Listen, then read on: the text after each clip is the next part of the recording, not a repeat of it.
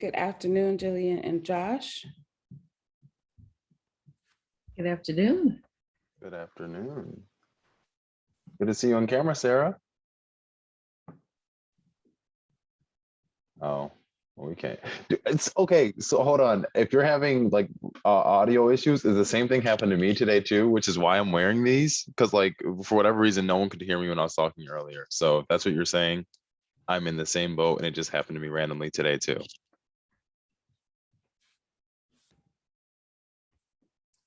And we will give it just a couple minutes, let a few additional folks join us, and then we'll get started.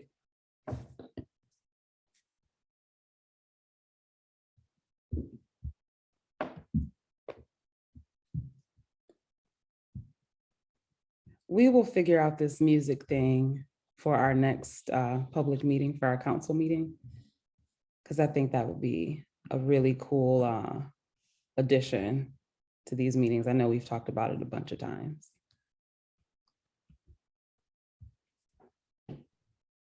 Just use Amazon Music. I just don't know how to connect it to the meeting, like to Zoom. I need some digital inclusion, some digital literacy going on here. Jillian, is there a reason why Amazon Music in particular? You know, it's just a shameless plug. Amazon everything. I need to get a t-shirt instead of Detroit versus everybody. It's Amazon everything.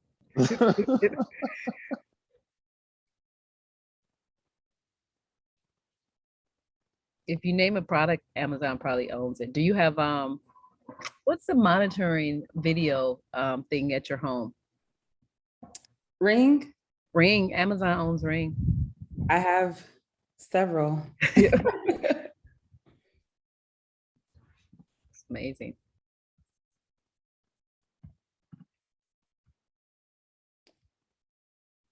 All right.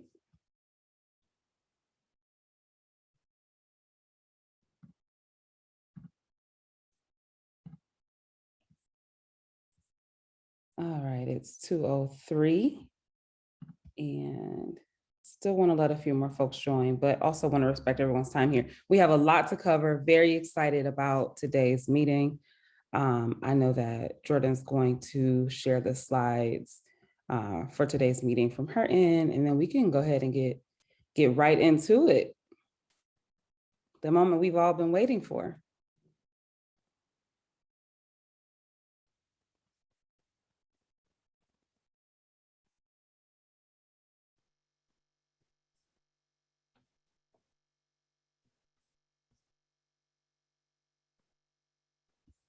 Thank you, Jordan. All right, so as we know, today is our August community conversation. As I mentioned, we have a lot of very exciting updates to share with you all today. I will first get us started by, can we go to the next slide?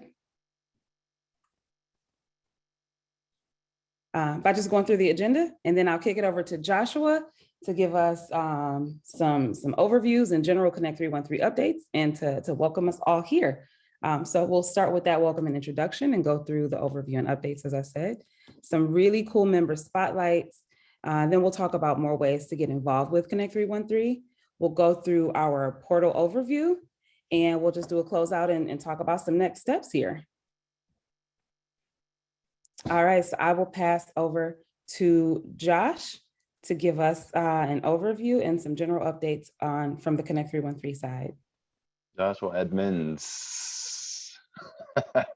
But yeah, Director of Digital Inclusion, thank you everybody for joining this. I did have a reflective moment when I realized that we've been doing these community conversations since last August. And so again, I want to shout out everybody for endurance and resilience. Oftentimes when, and this, you're gonna find this in any community, but when people say that they're gonna do something, usually it's about 6 months of them doing it, and then it kind of wanes. And just to see the amount of endurance here and the way that we've been able to achieve some results, I think that's fantastic. And I just wanna, again, give a big thanks to everybody who's been contributing, has contributed, and will contribute. But when looking at Connect 313, the core members, always want to give a shout out to the folks at Microsoft, the Rocket Community Fund, the City of Detroit, United Way for Southeast Michigan.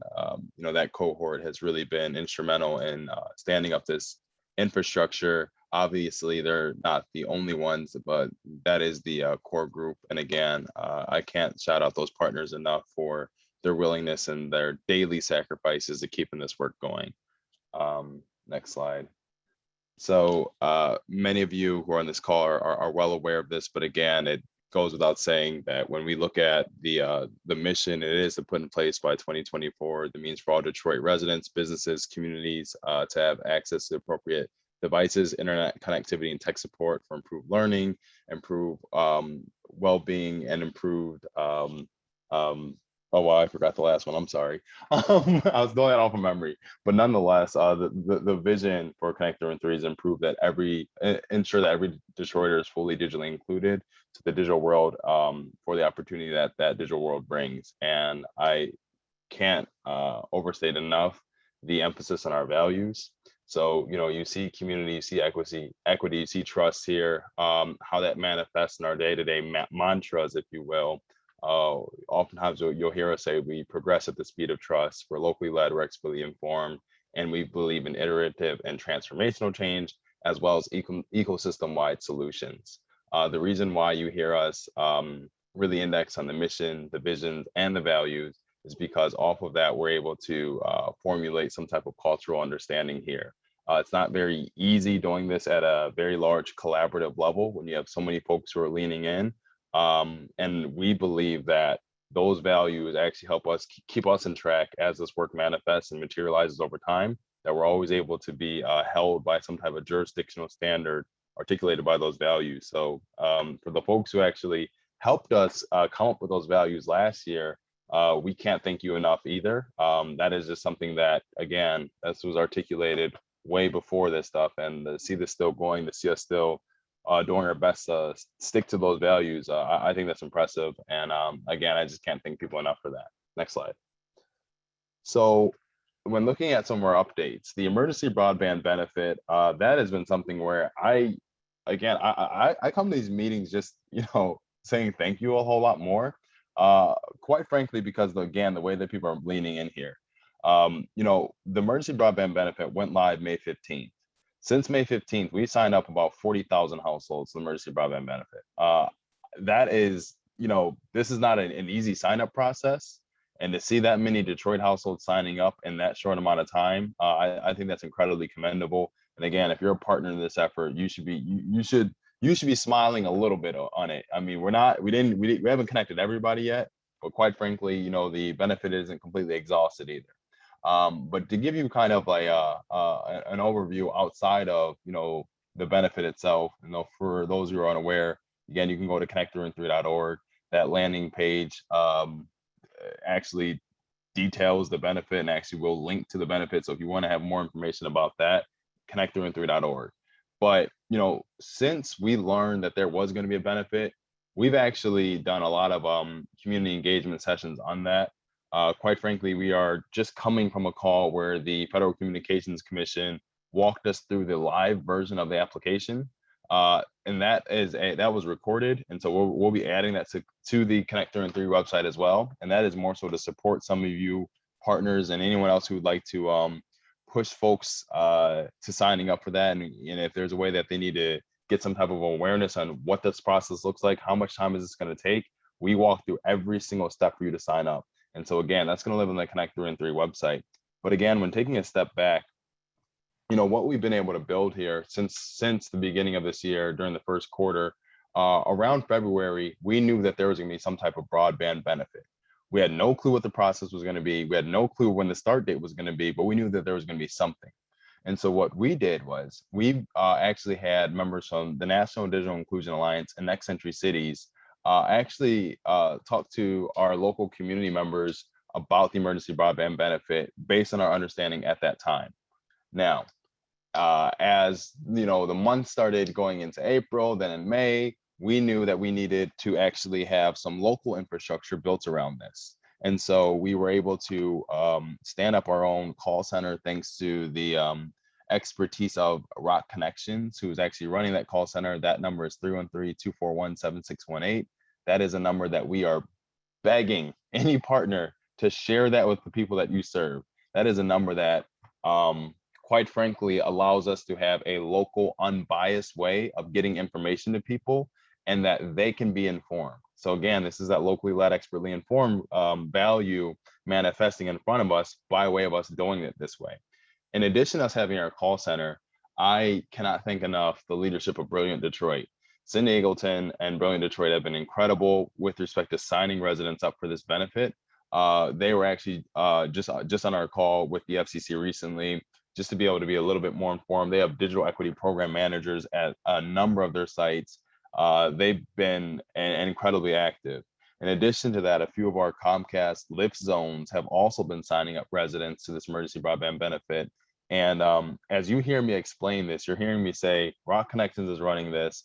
Obviously, the federal communications involved by way of the city trying to bring them in, and then you have Brilliant Detroit, and then the Comcast lift zones who are nonprofits. That is a community of stakeholders who are coming from different sectors who all have one goal of signing up Detroiters. And I think that that's actually what's really commendable when we look at this broadband benefit. Another thing that we did as well, on July 27th, we held a meeting with the FCC leadership, and a number of those sites that I named from Brilliant Detroit and the Comcast lift zones were able to essentially articulate their feedback as it relates to some of the challenges that they've had on the ground here.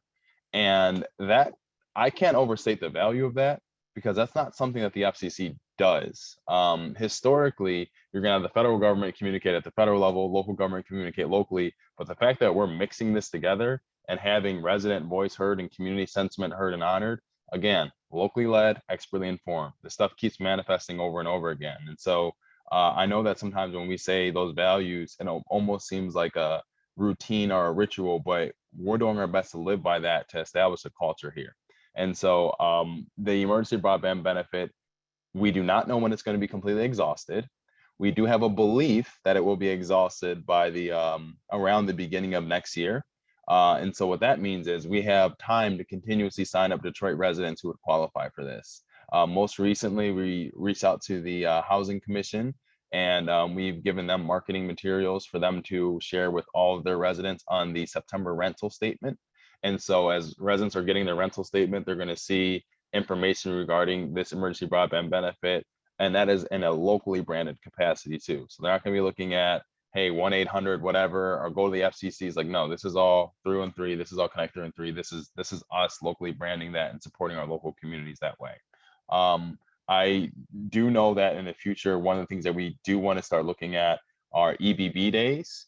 We're still figuring out exactly how that's going to manifest, because we're not ignorant to the Delta variant. We know that it is something we need to take very, very seriously. And, with the way COVID decimated our community last year in Detroit, we were very sensitive to that.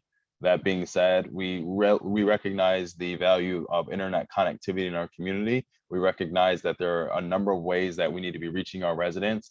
And so with EBB days, the goal of that is really to drive awareness throughout our political districts in a way where we can activate city council, activate a number of district specific stakeholders to get that word out.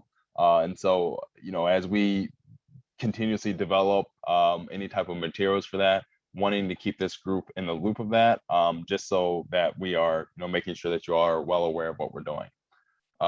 If you have any other questions around EBB, feel free to reach out to me. I can answer those, but I want to also give time for some of our other partners on the call. So next slide.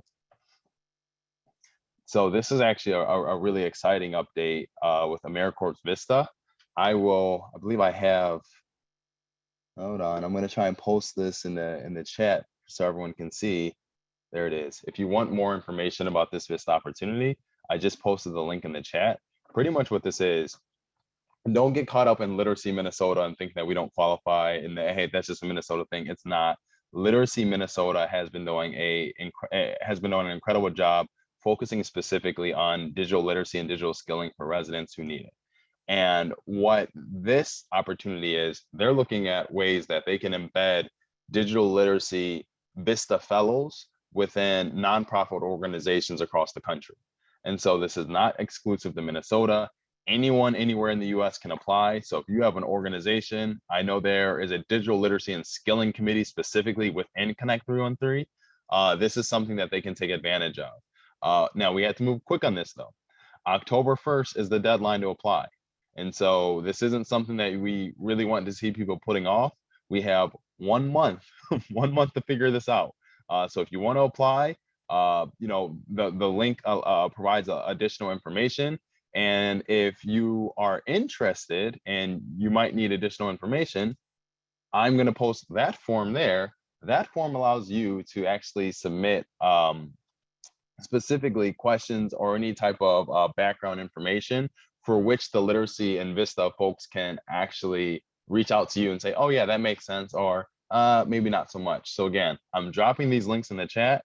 Feel free to circulate them. What I would love to see is if we had a strong core of nonprofits in Detroit applying for this, so then we can have a Detroit specific digital literacy core that we all can work toward that actually honors the way that we've been historically working within Connect 313. So again, I can't stress it enough. If it's not you, or if you know an organization, please copy that, send them this recording whenever, when we finish this. But either way, I would love to have Detroit represented here, especially because we're not paying for this.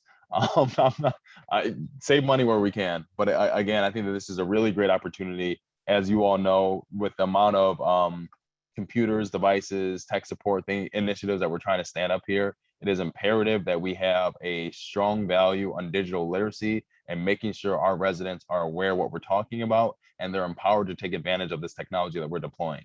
The only way we're going to be able to do that is by placing a high emphasis on digital literacy. This is a fantastic way to do that. And again, we have until October 1st to apply. So please, please, please don't look at today and say, oh, it's the 26th, I have time. You don't. It's going to go fast. It will be October before you know it. And yes, the weather will be colder.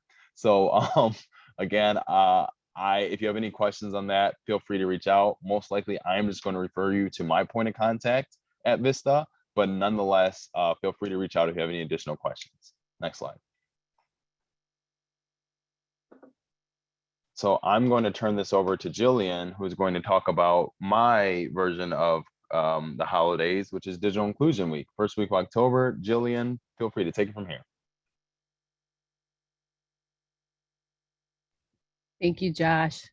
Good afternoon, everyone. Hopefully you are enjoying this summer that we're having in Detroit.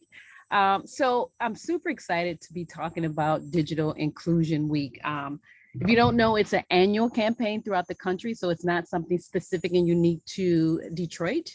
It is designed to recognize local digital inclusion organizations such as Connect 313. And then the policy, advocacy, and ecosystem team will be hosting this event starting Monday, October the 4th through Thursday, October the 7th. So not a full week, Monday through Thursday. So the vision of Connect 313 Digital Inclusion Week is actually twofold.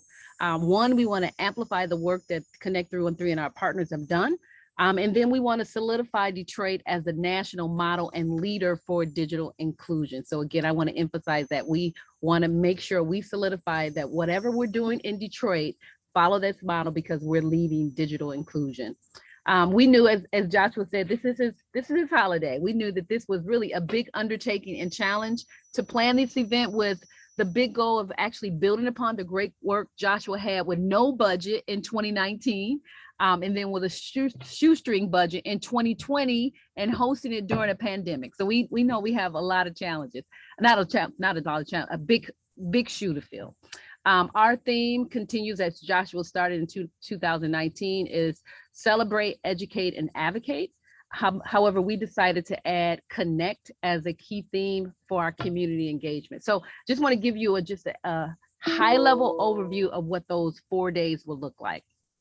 So day one, Monday, October 4th, is all about leadership and policy, civic and academia, and a business forum that's going to be held right now at Tech Town. That's scheduled to be held at Tech Town. We're going to kick off a fireside chat with some national digital inclusion insights from the field, like how is Detroit measuring up, some policy landscapes, and how can Detroit continue to drive this policy better. We're going to also have a forum around data. I know Microsoft is on the panel. I am trying to get Amazon on the panel as well, because we want to hear from how are big companies like Microsoft, Amazon, and Google, as well as leading that discussion and removing the barriers around digital inclusion. We have several different fireside chats advocating for permanent broadband benefits, as Josh talked about, and activating Black churches in Detroit. So how can they support, and how can we support them? The section that I like on day one is we want to hear from kids. So we have a section called a conversation with the connected kid. What does that look like? How are students using technology, and how are we connecting with them? We're going to have a forum with eWest Management and the new frontier there. We're going to have another roundtable discussion with our internet providers.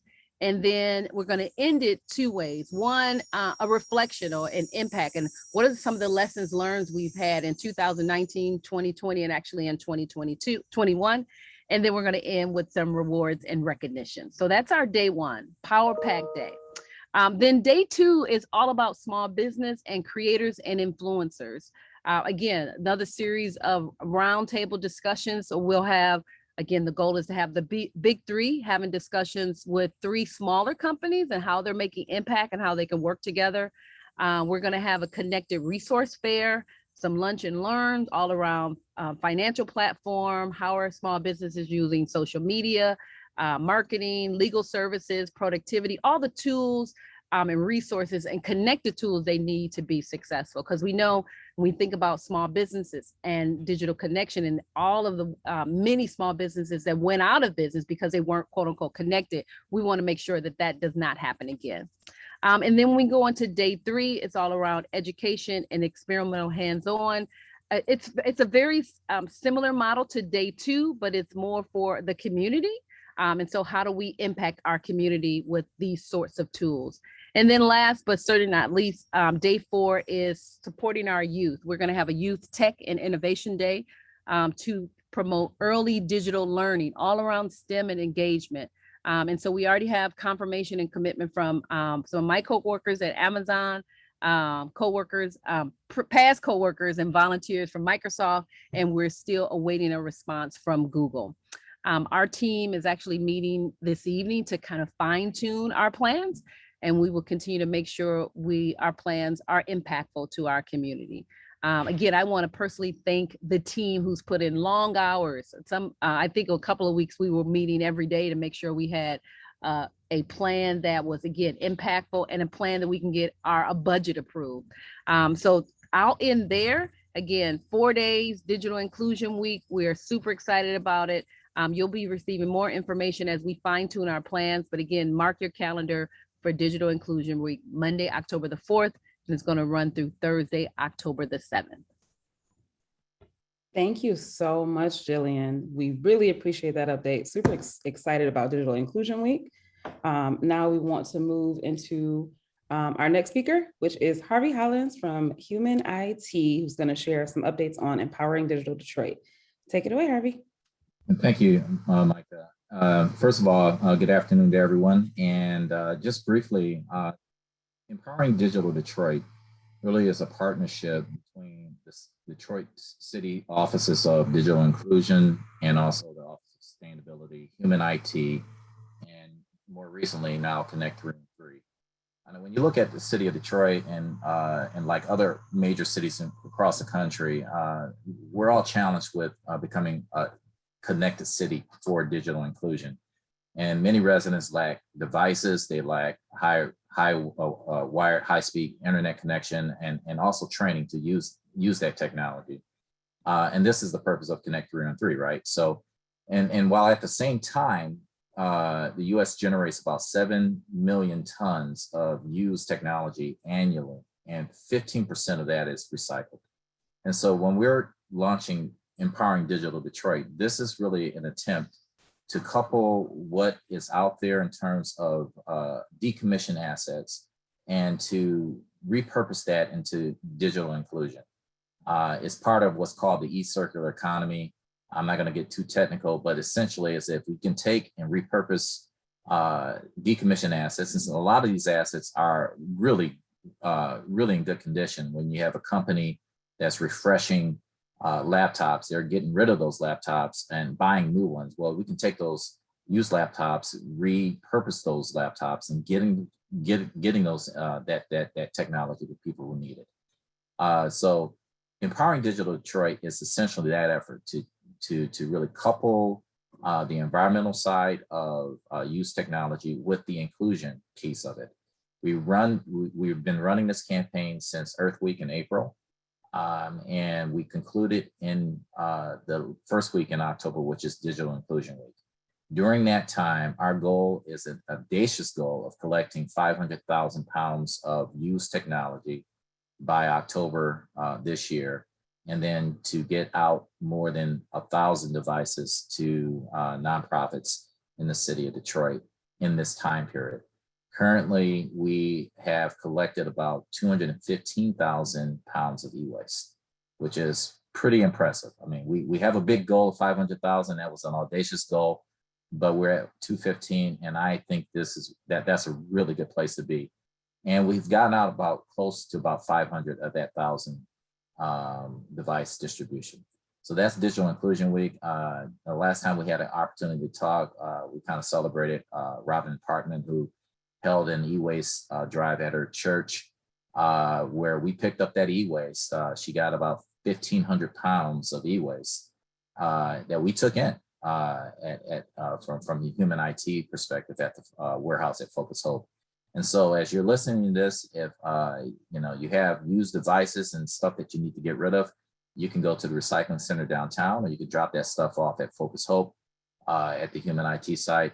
That all helps not only for us to get devices out to people who need it, it also creates jobs, because people have to actually work to prep that equipment and to repurpose that equipment. And so that creates jobs too in the city of Detroit.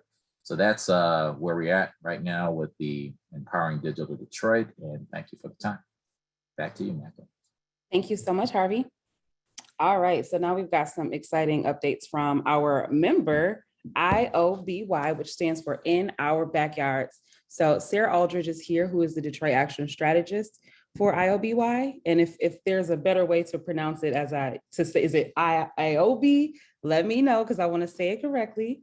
But I'm going to hand it over to Sarah to kick it off and to share some cool updates from our partner.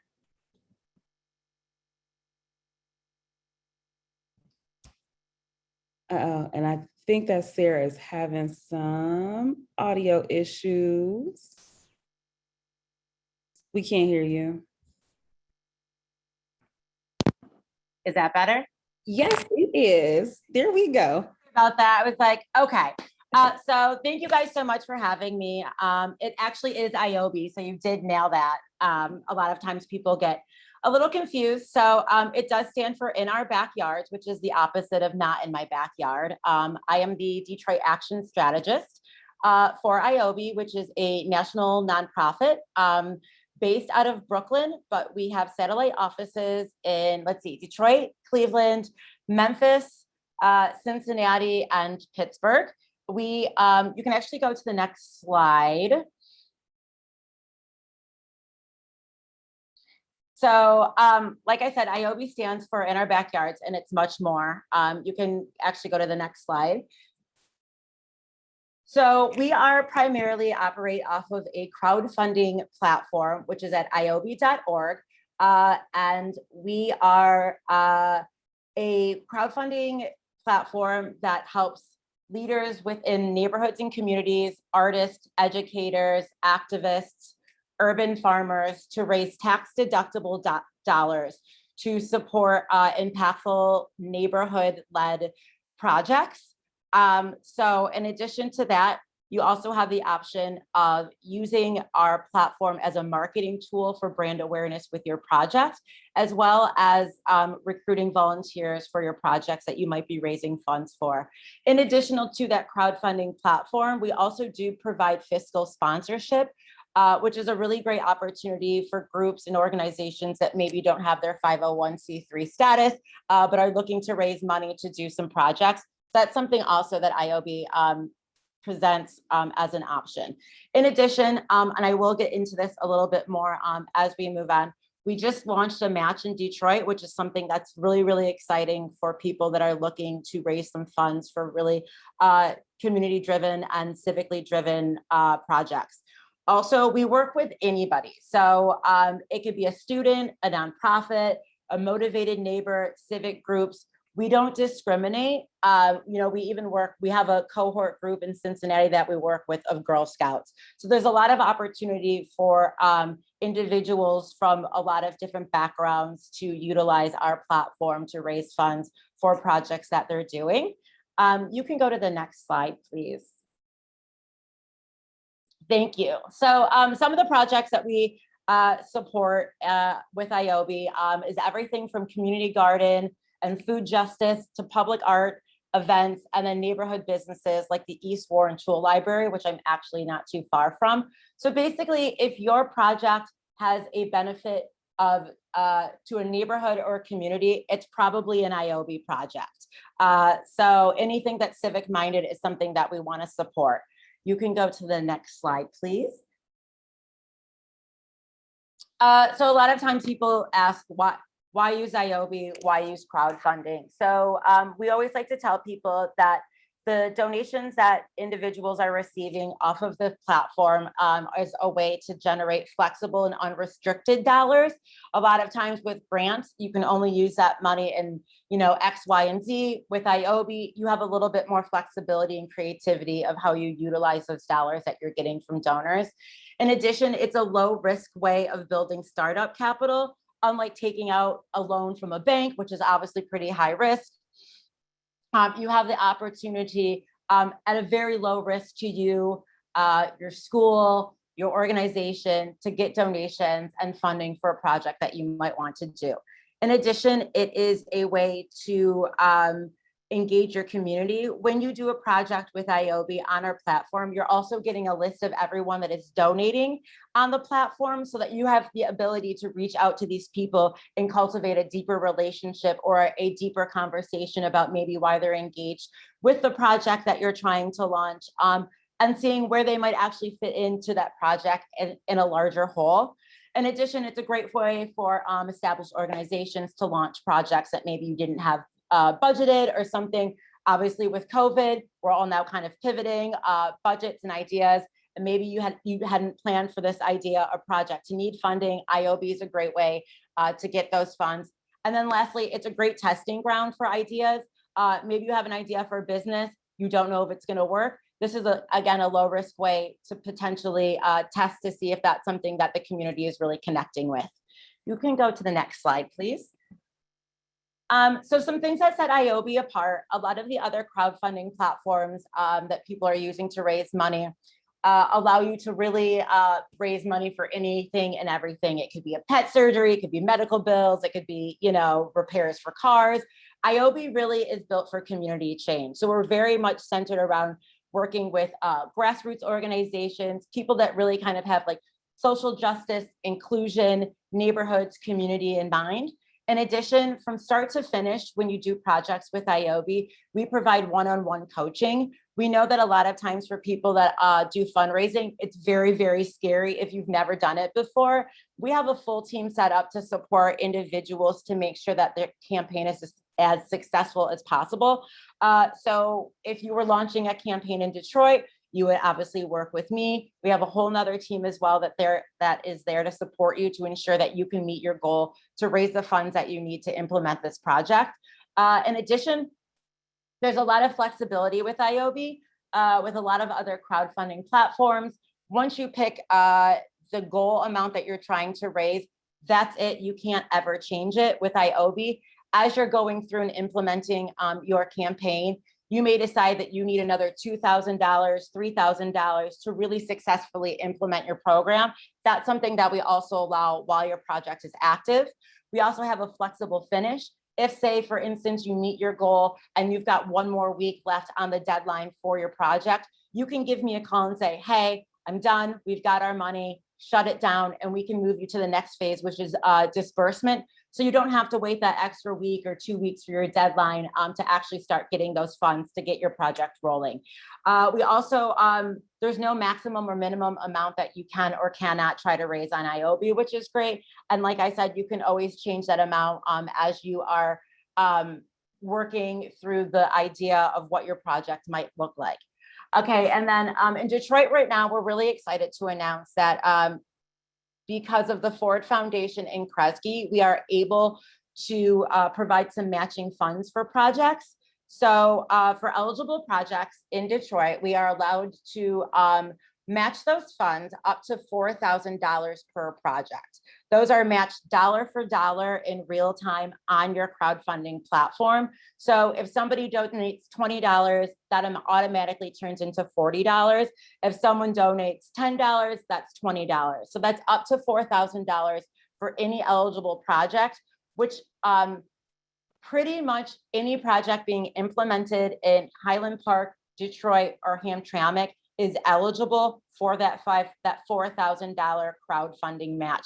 So if you were raising $4,000, you could easily have that match to make your total funds raised at $8,000, which is really exciting for new projects that maybe are really looking to get kickstarted, or like I said, established programs that are really just looking for extra money because maybe you had to move some money because of COVID to another place in your budget. So we're also like, and that can be with any project. It could be digital inclusion. You could be raising money to open a computer lab at your school. You could be an urban farmer and trying to, get money for a garden. So we're really lucky that that criteria does not have a lot of strings attached to it. And then lastly, we've got extensive resources for anyone trying to raise money on our platform, from the one-on-one coaching to webinars. We have a digital library with a ton of resources, in addition to being very connected with partners to connect leaders that are doing projects to ensure that they're being successful in what they're doing. And then we have really minimal fees to use the platform. So across the board, any project that uses our crowdfunding platform, it's 3%.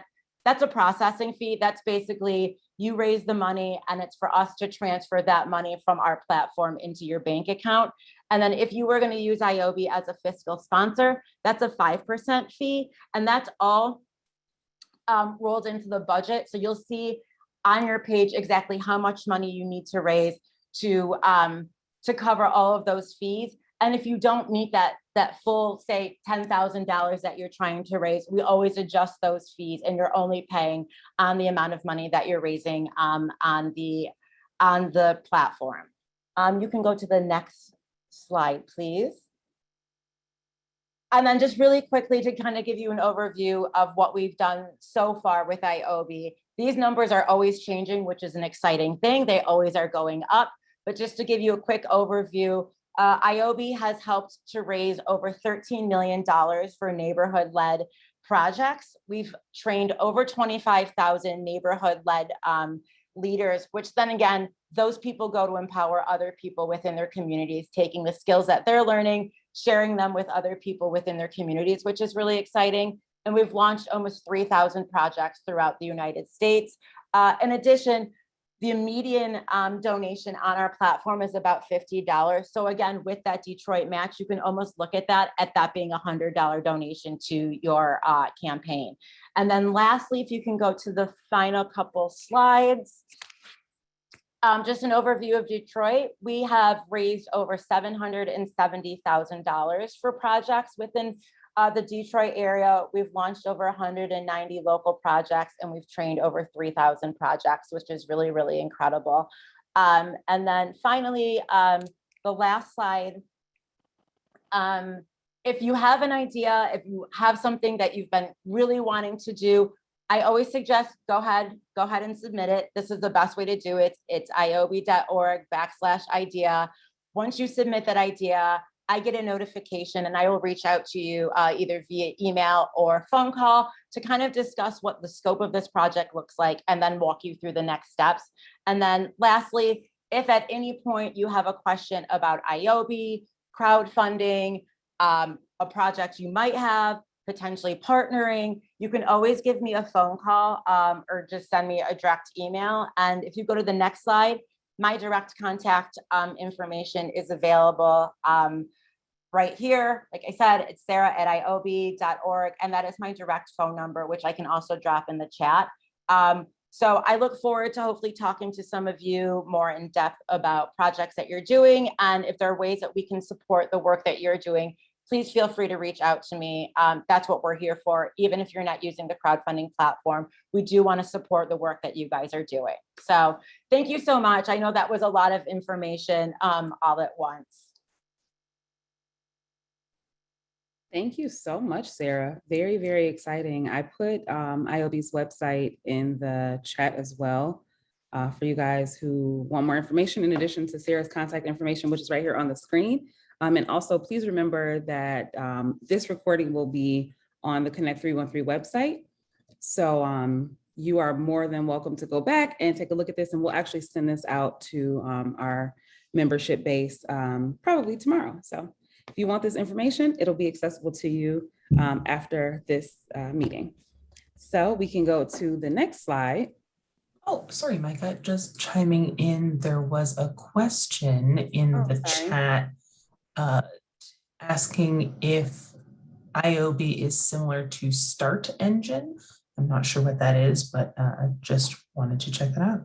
Oh, yes, I see that you're responding in the chat that they have some similar aspects. I just wanted to make sure that that was clear to everyone, just to get a sense of, what is IOB?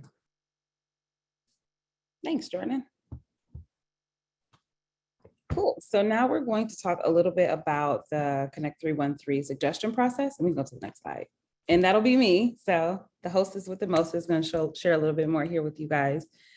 So first, let's talk about how to get involved with Connect 313. There are several ways that you can remain engaged with us. So one, become a member. Most of you probably are members and are receiving the emails and are staying connected with us in that way. But if you know folks who are interested in the work that we're doing, please also refer them, share that link with them so that we can grow our membership base and continue to do the amazing work that we're doing collectively as a community. Submit suggestions. So if there is something that you'd like to see in your community to help bridge the digital divide for the city broadly, for a specific neighborhood or community, or just something that would be helpful, submit a suggestion, let us know.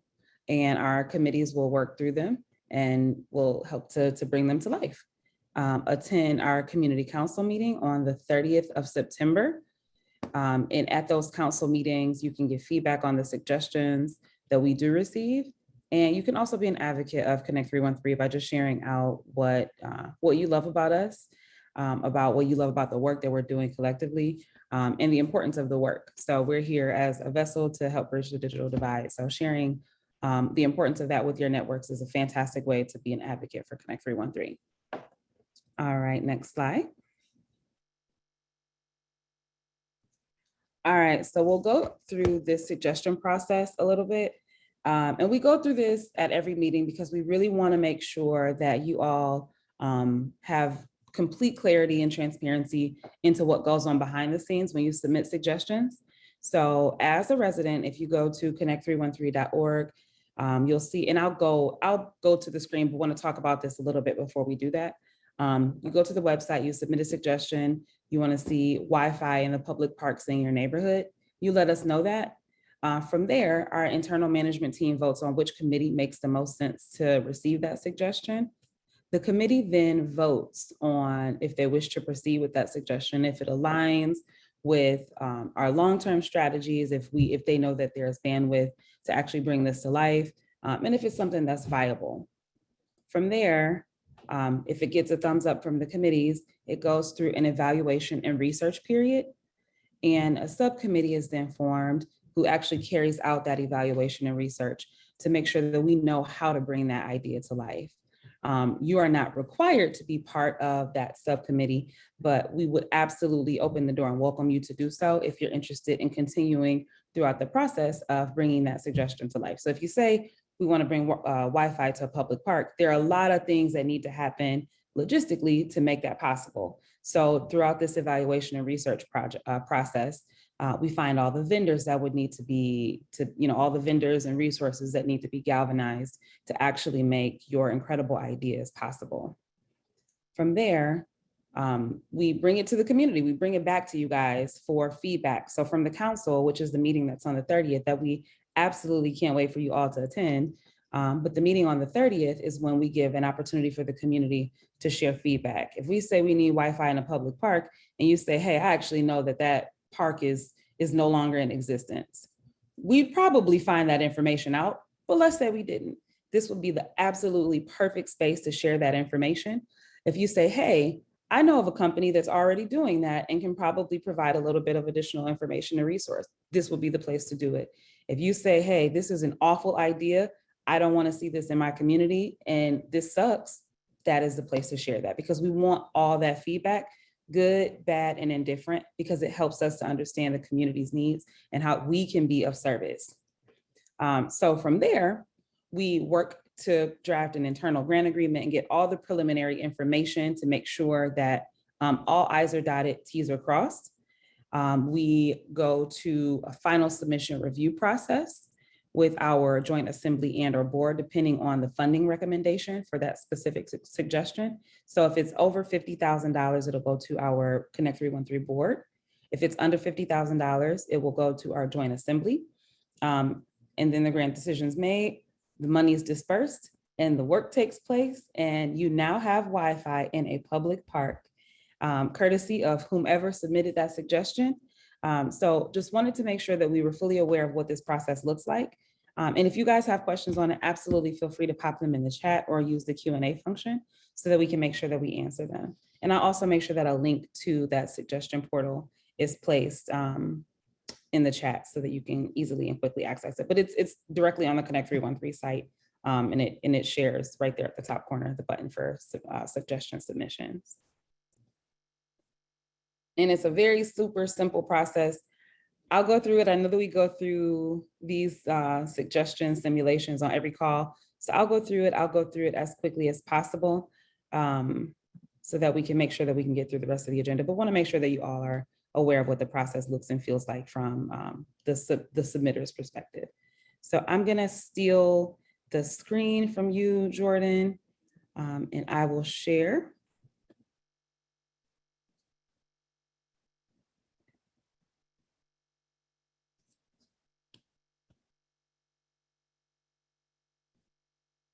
Okay.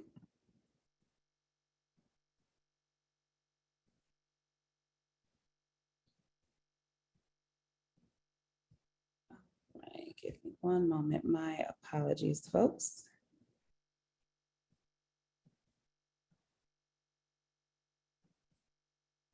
Here we go.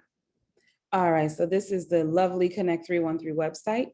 And if you want to submit a suggestion, you have this lovely button right here at the top right corner. Click it, and that lets us know you're interested. So apply now, let us know. Who are you? I'm Micah. So we just gathered some basic information from you first, just so that we can remain in contact with you as your suggestion develops. If we have questions, if we need more information from you, this is how we'll reach you. So we just ask how you heard of Connect 313. And we ask if you want to submit like some really deep details. So if you want to submit specifics around a budget or goals and metrics or the community that it'll impact, you may want to go into a little bit more detail and share that information. It'll get flushed out either way because it's information we'll need, but you don't have to submit that right here. All right, and I'll say that I am interested in bringing a project or program that currently exists, but it is not in the Detroit market, and I'd like to see it here in the city. So we'll say Girls Code is the name of the project or program. And as much information as you can share here as possible is super helpful. So this way it gives us as much information as possible to help understand what committee it needs to go to and allows that committee to make a very thoughtful decision. Okay, so here's where I'll put the name. And that's it, I'm done. So I will submit my suggestion there. Very simple and painless process. Jordan, you can take back over screen sharing. I just needed to steal from you for a few minutes. Sure thing. Thank you. All right, and we can go to the next step. Thank you. So back to ways to remain engaged with Connect 313. Attend these community conversations. Our next community conversation is October 28th. And then the last one for the year is December 9th. And then the council meetings, which are those meetings that allow you to give feedback on the suggestions that have come through. We've got 2 remaining for the year. One is on September 30th and the other is November 11th. So make sure that you are looking out for emails from Connect 313 so that you can register and attend those events and remain a supporter and an advocate for Connect 313. And all right, so now we are going to hear from Q, which is the digital literacy and skilling subject matter expert for Connect 313. And she also leads our digital literacy committee for Connect 313. So Q, are you on with us? Yes, I'm here. Cool. So I'm going to be quiet and let Q take over and talk a little bit more about our new membership process. Yeah, Jordan, would you mind? Oh, thank you. Okay. So one of our value statements is that we are always very iterative in this process. So we want to know that we're constantly evolving, trying to make this experience better. So we have updated our membership form to give us a little bit more information about who's joining so that we can better get people filtered to the things that they want to help with. So for this membership form, first of all, you want to become a member. Mike has already talked about this for a little bit, but so you can come to those community council meetings and give your feedback, right? Community council members are these members. So you get that invite by becoming a member. And also you get to vote in our elections for our committee chairs and our leadership. So that's why you want to become a member. But let's take a look at the form. It's very short. You hit join now. Alrighty, just pulling up the actual form. Assuming that's what you wanted me to do. That's not what you wanted me to do. Too bad, that's what I'm doing. There, yeah. And so we just want your first name and your last name to make sure we keep you separate from the other Jordans.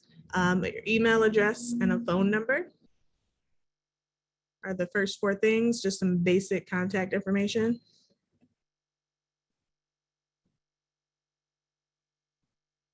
And then to be a member of Connect 313, we would like to know if you live, work, or learn in Detroit. We want to know that you have a vested interest in the city. So you can choose one or multiple of these options and click OK. And then we know that some of you are joining as part of your organization or a business. So here, if you are affiliated with a business or organization that supports this work, you can tell us yes or no here. If you select yes, it will just ask you for the name of that organization or business. And then a little bit more information about your organization or company so that we can have that information. We often talk about having a membership list, knowing like who's present. So that's what this is for. You can just share a little bit about your organization here. And if you say no, it'll skip this question and just won't ask you about the company name and information. And then the new step is there's multiple ways to interact with Connect 313. And we want you to be able to tell us explicitly what you're interested in. So the 3 options really at this stage are serving on a committee. If you would like to be a part of the pool of people who get called or emailed to serve on a committee, you can check there. Or also, if you don't have the time to commit to monthly committee meetings, you can also say that you're interested in serving on a subcommittee.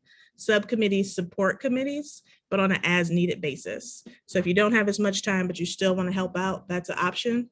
And then the third option is you just want to be informed about Connect 313 community conversations and public events, and that'll just put you on our mailing list. So you can choose one or all of those and click OK. If you choose that you're interested in serving on a committee, we'll just ask you which committee. And you can choose more than one committee that you're interested in, but you will only be allowed to serve on one committee if you get selected for a committee. But you can be interested in one or all. And then if you also selected that you're interested in working on a subcommittee, you can choose what subcommittees you're willing to work on. Subcommittees, because they work on an as needed basis, you can work on multiple subcommittees across committees. So you can select as many of those as you want, and you could possibly be asked to be on a subcommittee for those at different times. And then you would submit the form. If you asked to be added to the sign up list, we already had your email from the first step, and there's no more steps for that. So that is all. That is our new updated member form.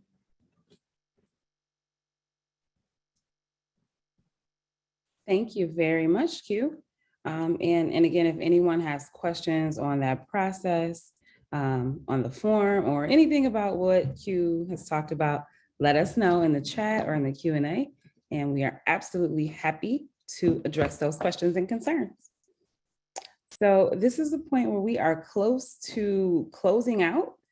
So I want to first thank you all for joining us today. Appreciate you taking an hour out of your time to attend this meeting, to learn a little bit more about what's going on with Connect 313 and how we're engaging the community. We want to stay close to you guys.